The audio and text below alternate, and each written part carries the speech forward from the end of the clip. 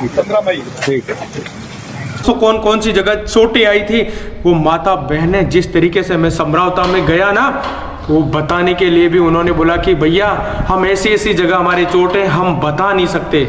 अरे दोस्तों, किस तरीके से लोगों के घर जला दिए गए थे। वो क्रांति आपको याद नहीं है क्या? वो घटना आपको याद नहीं है क्या? कैसे भूल जाते हो? क्या आपके अंदर दिल नहीं है क्या? क्योंकि मैं ये बोलना चाहूंगा, अगर आप आज नहीं बोले तो आपकी आवाज को मार दिया जाएगा। नमस्कार दोस्तों, स्वागत है आप सभी का मेरी कोने वीडियो में। दोस्तों, अब समय आ गया है उठने का, अब समय आ गया है जागने का, समय आ गया उठाने का। आप सभी को जैसा कि पता होगा कि भाइयों, कंटिन्यू हम नरेश भाई साहब के मामले में कंटिन्यू, आप सभी को पता होगा कि जितने भी सर्व समाज के लोग हैं, जितने भी सभी गांवों के लोग हैं, एक के बाद एक के बाद एक के बाद एक के बाद इतनी सारी डेट का हमने इंतजार किया। जबकि माननीय मुख्यमंत्री भजनलाल शर्मा जी ने भी मतलब आश्वासन दिया कि नहीं, 30 मार्च तक नरेश मीणा जी को रिहाई कर दिया जाएगा। उनके जितने भी, आप सभी को पता होगा कि जितने भी हमारे भाई साहब के समर्थक यानी नरेश मीणा जी के समर्थक और साथ में नरेश भाई साहब के माता पिताजी और जितने भी चाहने वाले थे, सभी लोगों को ये आश्वासन मिला कि नहीं भाई, अब जल्दी से नरेश भाई साहब बाहर आने वाले हैं, जल्दी से नरेश भाई साहब से बस रिहा हो जाएंगे। लेकिन दोस्तों, जिस हिसाब से जो एक झूठा आश्वासन देने के बाद में आश्वासन देकर कुछ इस तरीके से खेला है कि उस समय आप सभी को पता होगा कि भाई राजस्थान के अंदर आईफा अवार्ड चल रहा था। उस समय आपको ये भी पता होगा कि वहाँ पे हमारे एक उनियारा तहसील नगरफोर्ड थाने में से आपको एक बहुत बड़ा कांड हो चुका था उसी टाइम पे, यानी लोग बहुत ज़्यादा भड़के हुए थे। तो मेरे को ऐसा लगता है कि जिस समय पे उन्होंने ये बातें सारी चीज़ें चुप करवा दी। लेकिन दोस्तों, अब मैं एक चीज़ बोलूँगा, चुप बैठने का समय नहीं है। जिस तरीके से भाई साहब ने, आप सभी को पता होगा कि अभी टोंक कोर्ट के अंदर अभी जो पेशी थी उसके अंदर भाई साहब ने, समर्थक थे वो सारे के सारे इस चीज का इंतजार कर रहे हैं कि आखिर वो डेट कब आएगी, आखिर वो तारीख कब आएगी जब भाई साहब रिहा होकर बाहर आ पाएंगे।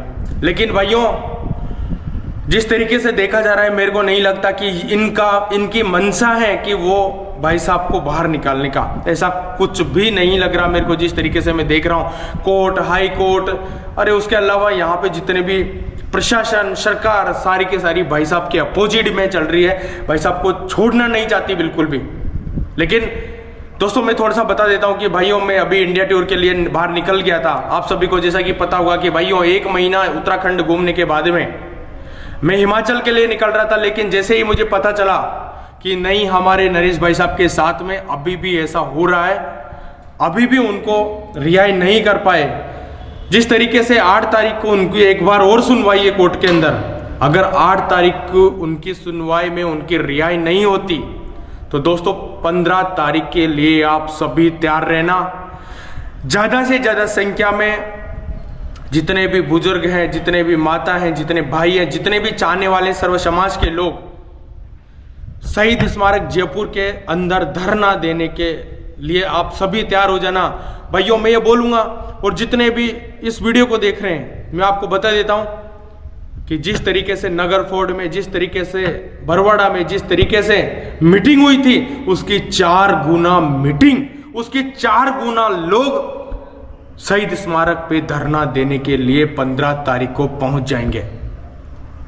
अगर 8 तारीख को नरेश, यानी 8 मई को, अगर कल की बात मैं बता रहा हूं, अगर कल के दिन नरेश भाई साहब को अगर रिहाई नहीं करते, कोर्ट उनकी इस डेट को और बढ़ा देते हैं, तो दोस्तों मैं ये बोलूंगा कि ज्यादा से ज्यादा संख्या में जितने भी, सिर्फ देवली उनियारा के ही नहीं, जितने भी राजस्थान से बाहर से, एमपी, यूपी, मध्य प्रदेश, उत्तराखंड, जहां के भी लोग हैं, जितने भी चाहने वाले सर्व समाज के लोग जो सच्चाई को जिंदा रखना चाहते हैं, जो गरीबों के लिए लड़ना चाहते हैं, जो गरीबों की आवाज में आवाज बनकर न्याय की बात करना चाहते हैं, दोस्तों वो सारे के सारे लोग 15 तारीख के लिए तैयार हो जाना।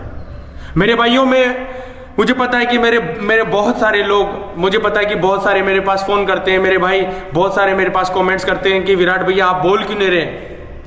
भाइयों मैं था उत्तराखंड के अंदर, मैं था केदारनाथ धाम में दर्शन करने के लिए गया था। भाइयों मैं बताऊंगा आपको, मैंने मेरे टी शर्ट्स पे नरेश मीना को रिहाई करके, नरेश मीना को रिहाई किया जाए इस चीज को लिखकर मैं केदारनाथ धाम के वहां पर मैंने ढोक दिया। वहां पे मैंने बाबा से मैंने ये प्रे किया कि नहीं हमारा भाई साहब छूट जाए दोस्तों। लेकिन मेरे साथ में जो हुआ था वो मैं आपको, शायद आप या तो मेरे वीडियो में होंगे, मेरे वीडियो से जुड़े होंगे, क्योंकि सच्चाई किसी को पसंद नहीं है। मैंने वहां पे वो सच्चाई दिखाई तो वहां के लोकल पंडित बहुत ज्यादा भड़क चुके हैं कि आप सच्चाई क्यों दिखा रहे, क्योंकि मैंने देखा है वहां पे लोकली, वहां पे जितने भी बहनें थी, जितने भी माताएं थी, भगदड़ मचने की वजह से वो लोग रो रहे थे, किसी को सांस नहीं आ रहा था, कोई बहुत जोर जोर से रो रहे थे। भाइयों वो सच्चाई कोई मीडिया नहीं दिखा रहा था, वो सच्चाई कोई यूट्यूबर नहीं दिखा रहा था, क्योंकि सब डरते हैं सच्चाई दिखाने से। मैंने वो सच्चाई दिखाई थी, इस वजह से उनको इतनी चिढ़ मची मेरे से कि दोस्तों मेरे सारे फोटोज वीडियोज सारे के सारे डिलीट करवा दिए। लेकिन फिर भी मैंने बहुत सारे, मैंने इंस्टाग्राम पे मैंने क्लिप्स बहुत सारी डाली हैं, मेरे YouTube पे मैंने डाले 2 से 3-4 वीडियो आपको देखने को मिलेंगे कि किस तरीके से लोग वहां पे रो रहे हैं। अरे हम सच्चाई के लिए लड़ने वाले हैं, हमेशा से सच्चाई के लिए हमने बोला है, बोलते रहेंगे और ऐसे ही बोलते हैं। भाइयों जिनको नहीं पसंद आता सच्चाई सुनना, क्योंकि जिस तरीके से आपको पता होगा कि जो दोगला इंसान होता है, जो ऐसा इंसान होता है जिसको सच्चाई देखना, किसी के साथ में अच्छा होते हुए देखना, किसी को देखना नहीं आता, वो लोग जलने लग जाते हैं। तो दोस्तों क्योंकि जिस तरीके से मैंने वो सच्चाई दिखाई उस वजह से उन्होंने मेरे सारी चीजें करवा दी।